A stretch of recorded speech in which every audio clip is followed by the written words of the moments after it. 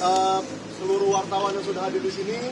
Kita hari ini sangat berbahagia ya bahwa barang yang kita nantikan, barang yang kita sudah minta selama berbulan-bulan, bahkan dengan lelah, keluar waktu, tenaga, dan segala macam, kita minta ke Komisi Informasi, akhirnya hari ini dibuka, yaitu ijazah yang digunakan Joko Widodo untuk mencalonkan diri jadi presiden di tahun 2014 dan 2019. 2014 yang bawah, 2019 yang atas. Nah, ini mengkonfirmasi temuan-temuan yang saya dapatkan dari sumber lainnya. Namun ternyata ada yang salah di sini. Jadi di sini agak berbeda dari sumber-sumber yang saya dapatkan mengenai ijazah yang digunakan 2014. Tetapi itu nanti akan kita investigasi lebih lanjut dan akan kita umumkan hasilnya begitu saya temukan.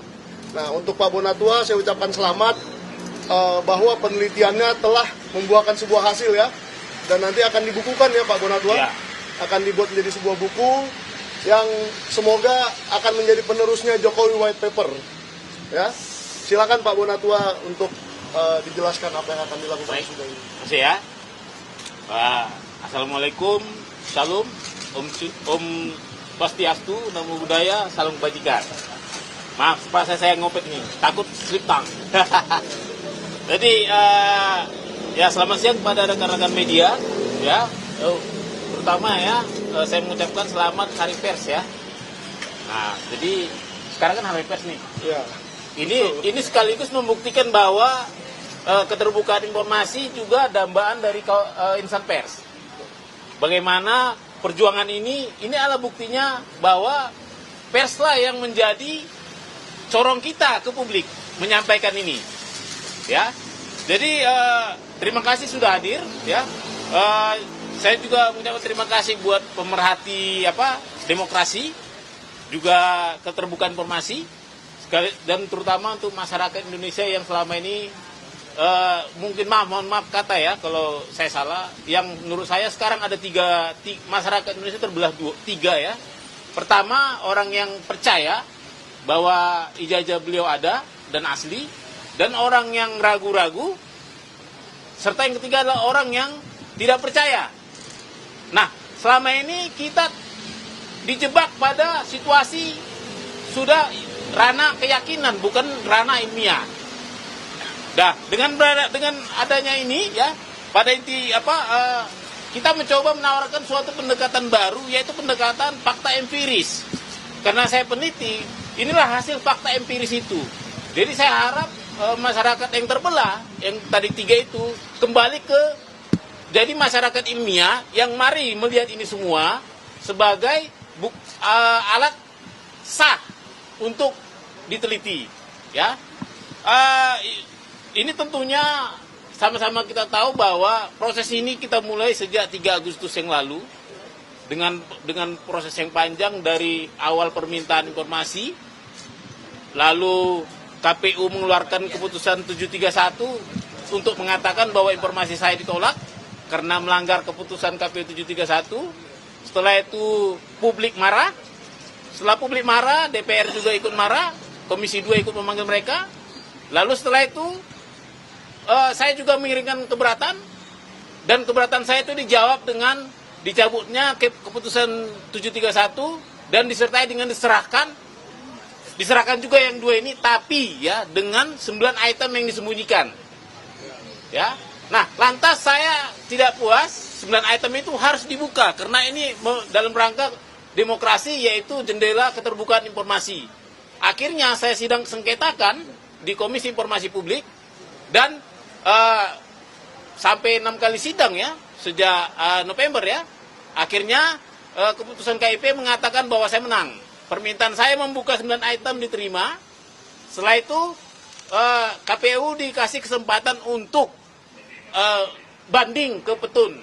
Dan itu yang ternyata KPU cukup bijak, tidak mau menggunakan uang rakyat untuk melawan rakyat.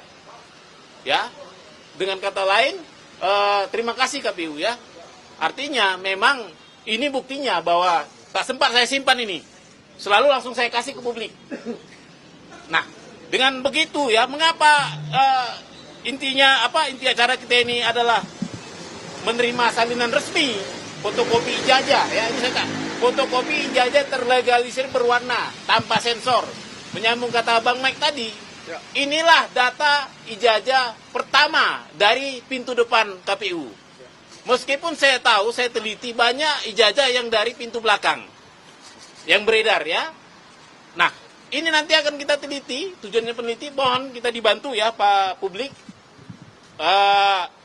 Isu ijazah ini kan sudah memecah kita jadi tiga kubu tadi.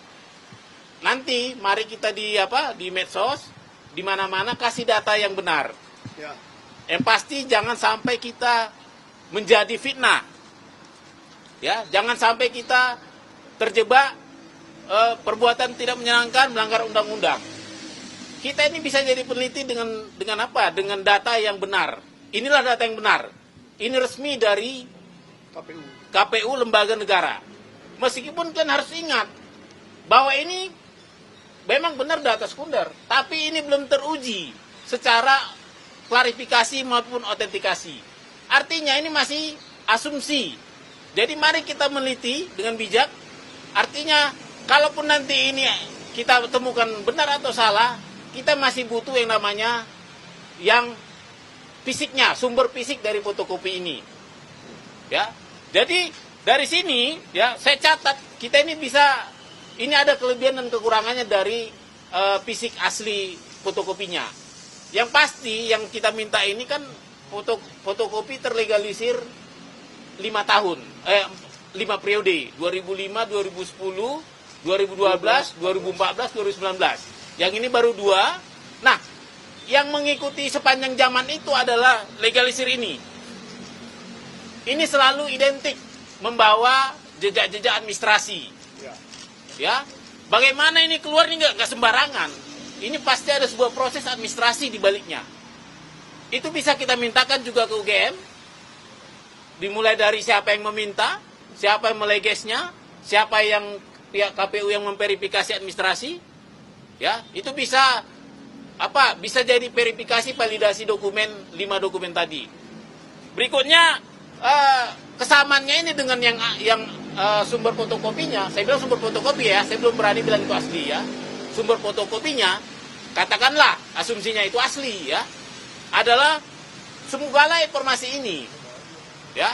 Jadi bayangkan bahwa dulu ada alih media, informasi ini alih media dari yang aslinya, katakan aslinya, analognya ke fotokopi. Artinya 100% informasi ini sudah pindah.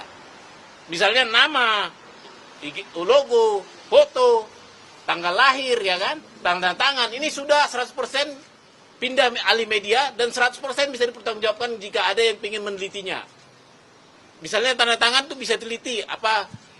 Mungkin nanti netizen ada yang Ahli tanda tangan. Yang punya kebetulan dulu meleges pas di tanggal ini. Kan bisa dicek, ini tanda tangannya gimana? Seperti Bang Mike tadi juga, ini kan agak beda posisinya, kok geser ya kan? Nah ini juga agak geser ini dengan data-data yang pernah ada. Nah itu juga nanti akan bisa kita teliti, ya. Dan juga misalnya ada foto, ya, foto juga kita bisa teliti. Tapi khusus untuk foto dan materai, ini hati-hati. Karena apa? Foto dan ini tidak mengandung warna, ya. Walaupun katanya ini foto hitam putih, tapi mungkin kalau foto aslinya agak beda juga, nggak harus hitam putih sekali. Tapi materai juga itu kan berwarna. Meskipun bisa kita lakukan analisis tapi terbatas, ya, tetap terbatas misalnya bentuknya, ya. Dan seperti misalnya juga yang kita tidak bisa, kekurangan kita adalah kita tidak bisa uji dokumen fisik, uji forensik, ya. Kita tidak bisa uji usia kertas, kita tidak bisa uji usia tinta, ya. Kita tidak tahu ukuran aslinya, ini kan 4 ya. Tapi kita tidak tahu ukuran aslinya bagaimana. Itu perlu diingat. Jangan pernah kita meneliti ke wilayah itu memakai sampel ini, supaya jangan terjadi fitnah. Saya juga tidak suka kalau nanti beliau jadi dipitnah. Memang benar kita publik, tapi tentu kita juga harus punya batas, ya. Mana yang namanya meneliti dokumen publik, mana namanya melewati batas privasi. Nah, untuk itu, ya, sebagai orang yang punya tanggung jawab moral, ya, saya memutuskan membagikan ini di media sosial saya. Ya, bisa dicek di media sosial saya. Artinya kalau kalian mau meneliti, jangan pakai teliti yang dibikin orang lain. Takut saya nanti karena ada kebencian, tiba-tiba foto dirubah jadi apa gitu kan. Tanda tangan dirubah jadi apa sehingga kawan-kawan terjebak pada fitnah. Karena meneliti sampel yang tidak sekunder. Ini kan sekunder ya. Seperti itu. Jadi nanti silakan, nanti mungkin nanti malam saya akan upload ini. Nah, mari kita berdiskusi seluruh Indonesia. Kita jadikan ini diskursus publik. Semua kita dari sini mari berbicara dengan gaya peneliti. Tapi jangan sembarangan tuduh. Seperti itu. Dan yang terakhir nih, saya mungkin harus mengucapkan terima kasih buat Bapak Prabowo ya, yang tetap menjaga iklim demokrasi. Kita tahu KPU ini kita ibaratkan adalah rumah demokrasi kita. Dan kita juga berterima kasih kepada KIP yang menjaga selalu supaya pintu KPU, pintu keterbukaan informasi KPU terbuka. Dan saya juga meskipun kita perjuangannya panjang, saya juga berterima kasih ke KPU. Ya meskipun tadi sempat menolak permintaan informasi saya, sempat mengeluarkan peraturan 731, melakukan uji konsekuensi, sempat kita bersidang susah payah, sempat juga saling bantah-membantah, tapi itu sudah close, kita selesaikan permasalahan kita lanjut ke permasalahan bangsa yang lebih besar, yaitu bagaimana keterbukaan informasi selanjutnya. Saya rasa itu saja, barangkali ada pertanyaan? Tetap dikasih ke Andri. Ada satu lagi penutup mungkin ya, karena belum ada pertanyaan. Tetap publik bantu kami, dukung kami, karena tugas kita ada 3 lagi ya. Saya lagi meminta ke KPU DKI, KPU Kota Solo untuk tahun 2005-2010. Mereka sudah respon, nanti kita akan berbagi lagi. Artinya ini akan lengkap kita buat jadi data publik. Karena ini memang saya juga di sini saya buat ini untuk penelitian. Mari kita meneliti ya secara bersama-sama. Kenapa? Publik punya hak untuk meneliti informasi publik. Ini bukan barang yang kita takutin untuk diteliti. Kenapa? Hak publik sudah dinikmati pejabat publik. Sudah sepatutnya kita publik juga mengganggu haknya. Seperti itu. Saya rasa itu aja. Ada mau tambahin Bang Mai? Ya, saya tambahin sedikit ya Pak Bona, supaya kita tidak lupa bahwa ijazah-ijazah ini sudah seharusnya diberikan kepada Arsip Nasional Republik Indonesia untuk diautentikasi, supaya publik percaya bahwa ini asli. Dibawalah oleh Pak Jokowi ijazah aslinya, dan KPU membawa ijazah 2 ini, dan dibawa ke Arsip Nasional supaya diautentikasi menjadi asli. Karena identik itu menurut saya tidak ada gunanya.